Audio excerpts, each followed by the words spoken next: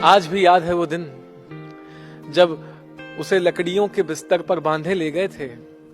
घर की जिम्मेदारियों को कंधा देने वाली अम्मा को 4 कांधे ले गए थे। तब जब घर लौटे तो लगा कि किससे बात करें, तो तस्वीरों से बोलकर देखते हैं।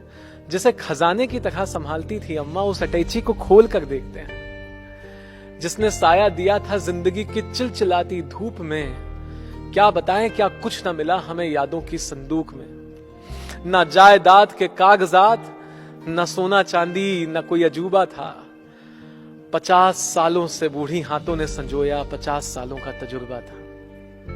वो पहली साड़ी जो पिताजी ले आए थे दूसरी तनख्वाह से, वो पहली साड़ी जो पिताजी दूसरी तनख्वाह से ले आए थे, और उसमें लिपटी एक पुरानी तस्वीर जब गांव से ब्याह कर लाए थे। एक पुरानी एल्बम जिसमें उनके सास ससुर और भैया भाभी, और जो पुराने किराए के मकान में लगती थी वो जंग लगी ताला चाबी। कुछ तो बयां नहीं हो सकते, कुछ मंजर थे ऐसे भी। एक पुरानी शाल, सिंगारदानी पे मक्कड़ जाल, और सन 85 के छुट्टे पैसे भी। वो संधन की दी पुरानी पायल जो उसे कभी पसंद ना आई थी।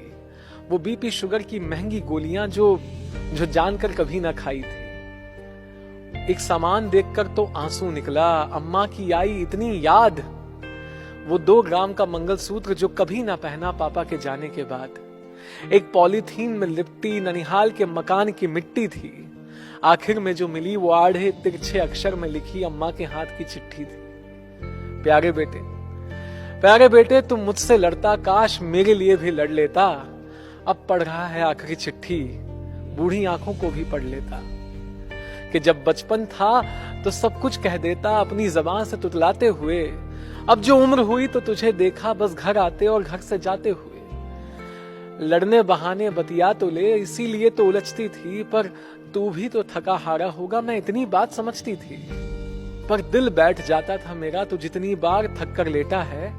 पर ये मत समझना कि तुझसे शिकायत है, तू मेरा राजा बेटा है। बस चीजें नहीं रहती, यादें रह जाती हैं। ये बात समझकर यादों को सहेज लेना, और मुमकिन हो तो मेरे जाने के बाद इस अटैची को साथ भेज देना। वरना हर रोज तू इसे देख देख कर याद करके मुझे हिचकियां भेजेगा। आसमानी चिट्ठी के लिफाफे में मुझे सिसकियां भेजेगा। यादों का सिलसिला ही तो था, तो उस सिलसिले को तोड़ आए। गोदावरी के पानी में अस्थियों के साथ हम अटैची छोड़ आए। बुजुर्गों ने कहा था बात पुरानी है, बात ये कोई नई नहीं। हर कोई जाता है खाली हाथ, पर अम्मा खाली हाथ गई नहीं। बस एक सीख ले आए कि अपनों से बात करते वक्त बातों में मिठास घोल कर देखना, इससे पहले कि अटैची खोलनी पड़े।